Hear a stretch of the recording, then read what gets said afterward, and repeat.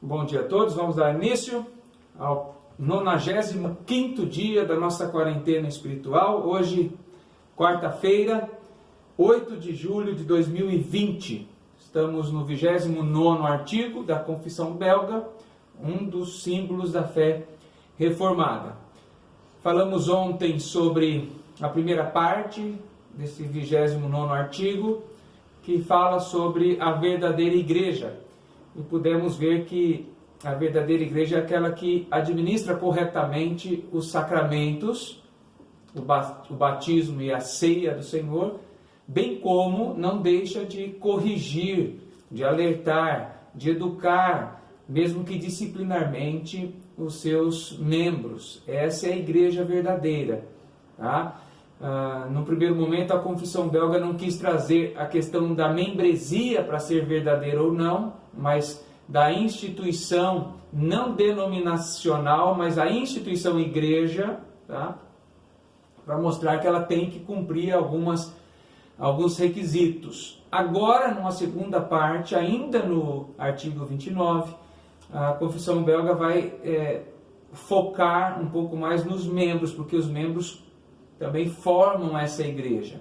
E vai mostrar algumas caracterizações que são importantes para mostrar se a igreja tem sido verdadeira ou permitido que esteja adentrando nela pessoas falsas. E aí nós vamos poder ver hoje sobre isso. Vamos orar então, antes de começar.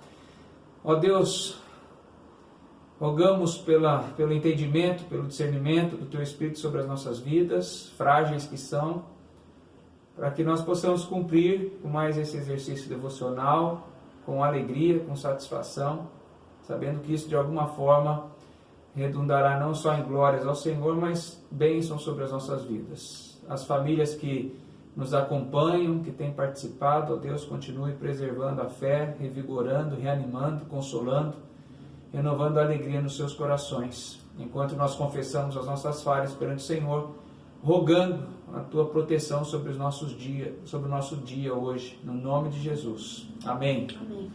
Vamos lá então, artigo 29, parte 2, sobre as marcas da verdadeira igreja. Tá? Aqueles que pertencem à igreja são conhecidos pelas marcas dos cristãos, a saber, então os cristãos têm algumas marcas visíveis, a saber, pela fé, e isso nós vemos em João 1,12. Mas a todos quanto receberam, deu-lhes o poder de serem feitos filhos de Deus, a saber, aos que creem no seu nome. Então, esses que creem verdadeiramente em Jesus, esses foram os que receberam a fé, aquela que Efésios 2,8 diz que não vem de nós, é dom de Deus. Esses que têm fé em Cristo Jesus e o receberam como seu Senhor e Salvador, estes então pertencem à verdadeira igreja, porque uma das marcas é a fé.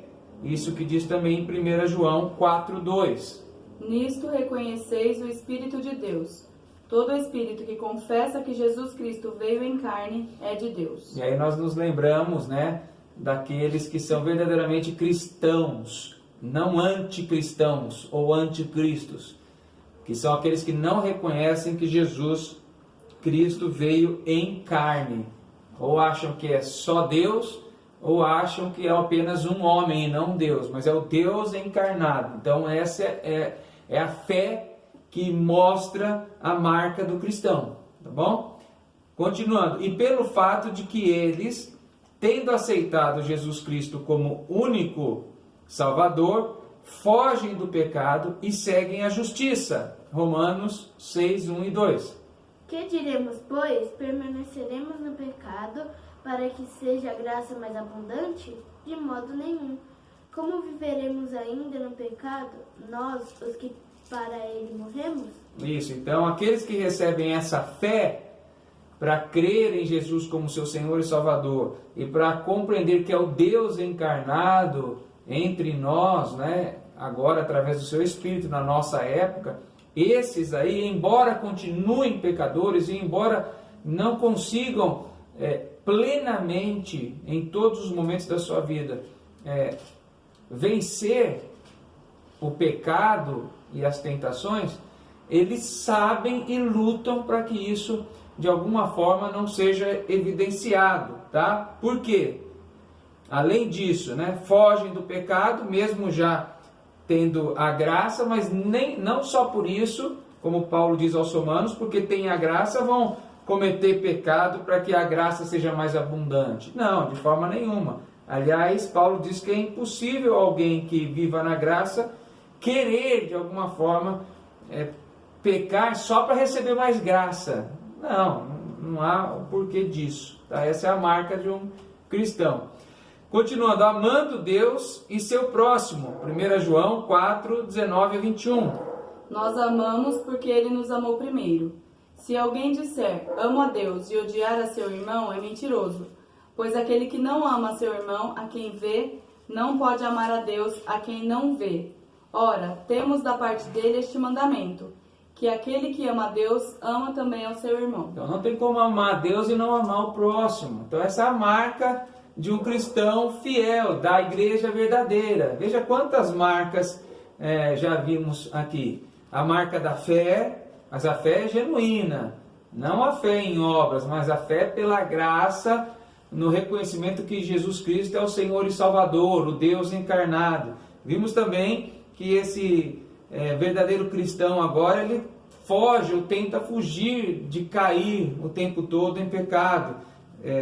Além disso, ele ama a Deus assim como ele ama o próximo. E o texto que Eliette leu é muito claro, como diz, se alguém não ama ao próximo, a quem vê, como é que vai amar a Deus a quem não vê? Quer dizer, é impossível, mesmo que alguém possa dizer, porque nós não somos o que nós dizemos, né? Nós somos o que fazemos efetivamente. Então, mas eu não consigo. Veja, a confissão não está dizendo que quem peca ou quem deixa de amar aqui ou ali o irmão, esse não é cristão. Não é isso que a confissão belga está dizendo, porque ninguém vai conseguir amar de uma forma tão plena como deveríamos por causa da queda, do pecado presente em nós, nem deixar de pecar e nunca mais pecar. Mas é quando isso é observado, quando isso verdadeiramente é confirmado no espírito nosso que nós erramos. Então há uma diferença, tá? Continuando, não se desviando nem para a direita ou para a esquerda, crucificando a carne com as obras dela. Então esse texto de Gálatas é aquele texto que fala das obras da carne e do fruto do Espírito. E diz lá no capítulo 5, versículo 24 e 25, aqui está Gálatas 4, mas é Gálatas 5. E os que são de Cristo crucificaram a carne, com as suas paixões e concupiscências, desejos, vontades. Se vivemos no Espírito, andemos também no Espírito. Então, volto a dizer, então, mas eu pequei, então eu não sou cristão? Não, você é cristão se você realmente considerou esse pecado. Se o Espírito de Deus trouxe essa verdade à tua vida, de que você realmente errou diante de Deus, tá bom? Continuando, isso é marca da verdadeira igreja. Isso não quer dizer, porém, que eles não têm ainda grande fraqueza, mas pelo Espírito a combatem em todos os dias de sua vida. É exatamente isso que nós falamos. Agora vai ser o combate a isso, tá? Romanos 7, 18 a 20. Quem está com esse texto? Lê? Romanos 7, 18 a 20. Porque eu sei que em mim isto é na minha carne. Não habita bem nenhum, pois o querer o bem está em mim. Não, porém, o efetuá-lo. Porque não faço o bem que prefiro, mas o mal que não quero, esse faço.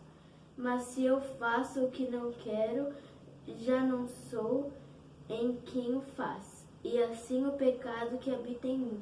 Isso, Paulo dizendo, não é o novo homem, que está pensando assim, mas o velho, ou seja, Paulo está querendo dizer o combate que há constante na vida, e se Paulo diz que havia na vida dele, creio que há na nossa também, mas é a ideia da luta, do combate. O verdadeiro cristão que pertence à verdadeira igreja, ele vai sentir esse combate entre o velho homem, aquele natural, do novo homem, o espiritual. E sempre recorrem ao sangue, à morte, ao sofrimento e à obediência do Senhor Jesus. Nele, eles têm a remissão dos pecados pela fé. Romanos 7, 24 e 25. Desventurado homem que sou, quem me livrará do corpo desta morte? Graças a Deus por Jesus Cristo nosso Senhor. De maneira que eu, de mim mesmo, com a mente, sou escravo da lei de Deus, mas segundo a carne da lei do pecado. Então, o verdadeiro crente que nós estamos tratando aí, que faz parte, tem a marca da verdadeira igreja, é aquele que, embora Paulo tenha dito um pouquinho atrás, nos versículos 18 a 20, que ele muitas vezes, o que ele não quer fazer, acaba fazendo, o que ele deveria fazer, não faz, né? Ele diz que graças a Deus que tem alguém que que morreu por ele pode confessar os pecados e se arrepender disso. Então essa também é uma marca. Saber que temos que confessar porque tem alguém que vai nos perdoar. Tem pessoas que não confessam e pensam que Deus vai se esquecer ou que não aconteceu nada, ninguém viu, mas é preciso. Se confessarmos os nossos pecados, Ele é fiel e justo para nos perdoar, diz 1 João 1,9. Por fim, quanto à falsa igreja, agora a confissão belga, ela vira não para a igreja, mas para mostrar a falsa igreja. Uma forma comparativa de nos mostrar isso. Quanto à falsa igreja, ela atribui mais poder e autoridade a si mesma e a seus regulamentos do que a própria palavra de Deus. Veja que você vê uma falsa igreja hoje, quando alguém diz que esta é a igreja, a denominação é a igreja de Jesus. Jesus não está preso à denominação. Né? Se uma denominação é maior do que a própria igreja invisível, eu já sei que essa igreja não é de Jesus. Tá? E é isso que a confissão diz. Ela é falsa, ela atribui mais poder e autoridade a si mesma. O poder de Deus está aqui. Bom, se alguém disser para mim que o poder de Deus está ali naquela denominação, eu já sei que não está.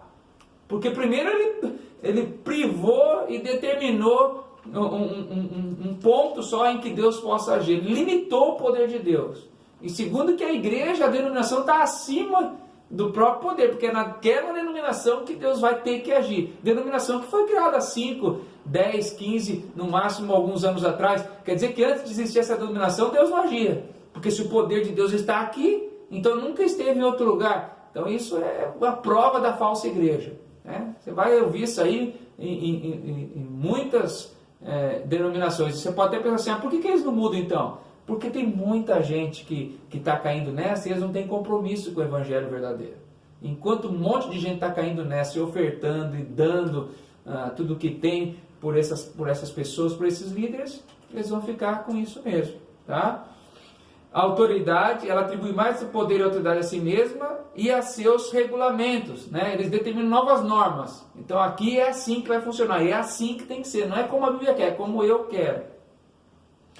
Ela não administra os sacramentos como Cristo ordenou em sua palavra, mas acrescenta ou elimina o que lhe convém. Tá? Ela se baseia mais nos homens. Não ia falar, mas vou acabar falando, porque eu ia falar mais para frente, porque batismo vai ser lá para o 35º da Confissão Belga, artigo, mas já vou adiantar, né? Batismo infantil, né? É prescrito na Bíblia ou não? Se for, como nós cremos, eu vou mostrar biblicamente que então quem não batiza criança está eliminando, porque lhe convém eliminar. E assim por diante, crescer, por exemplo, a crescer. Outro sacramento que é a ceia. A Bíblia fala que é para crianças ou pessoas que não declararam a sua fé verdadeira participar da ceia do Senhor. Se a Bíblia disser que é para participar, então quem não deixa participar está errado.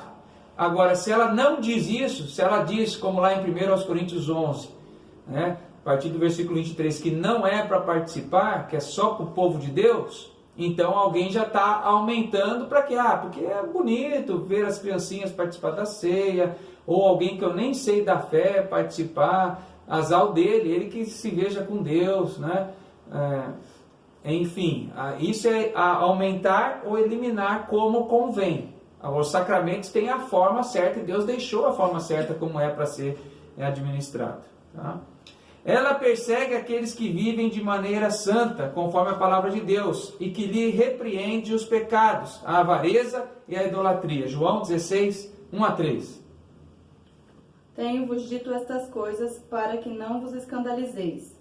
Eles os expulsarão das sinagogas, mas vem a hora em que todo que vos matar julgará com isso tributar culto a Deus.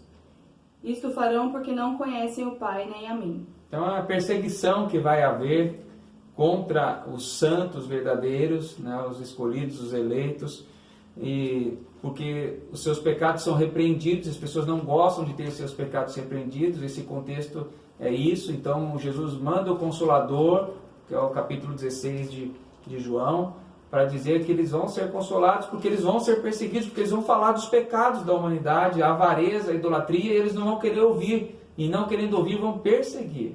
Tá? Então, veja aí qual é a verdadeira igreja e se você está participando dessa igreja. Tá bom?